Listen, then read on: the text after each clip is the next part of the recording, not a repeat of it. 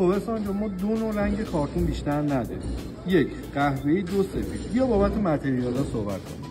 روی اول اسمش جنس درجه یک روش کرافته، صیقل، چسب‌پذیری شیشه خیلی خوبی روش داره، جلو رطوبت مقاومه و چاپ خیلی روش خوب میشینه. روی دوم اسم تست لاینر گفته میشه، لاینر خالی گفته میشه، ولی خب اسم بازاریش تسته.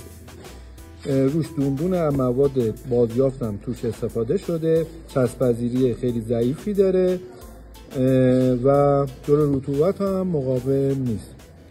روی سوم اسمش ایرانیه، بعض اسمش، ولی خب متاسفانه اسمش ایرانیه. اصلا چسب‌پذیری خوبی روش نداره، جلو رطوبت اصلا مقاوم نیست و چاپ و این چیزا هم روش خوب نمیشه.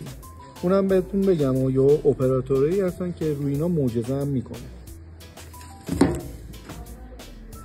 خب اصلا بابت متریال کارتون سفید می‌خواستم بهت بگم. روی کارتون سفید روی درجه که اسمش وایت تاپه یا تاپ واک یا راشا کاسپیان، جنسای درجه یک کشور.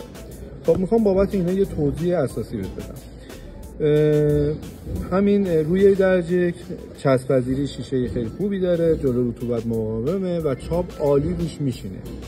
جنس درجه دو چسب‌پذیری ضعیفی داره، چون اکثر سفیدا یا روش پرزه، حالا پرزه نداشته باشم چسب‌پذیری خوبی نداره، چاپ بد روش نمیشینه ولی جلو رطوبت اصلا مقاوم نیست. احسان بعد امروز کارا عقب افتاد، بریم که به کارامون برسیم. ممنون آقای علی. خدا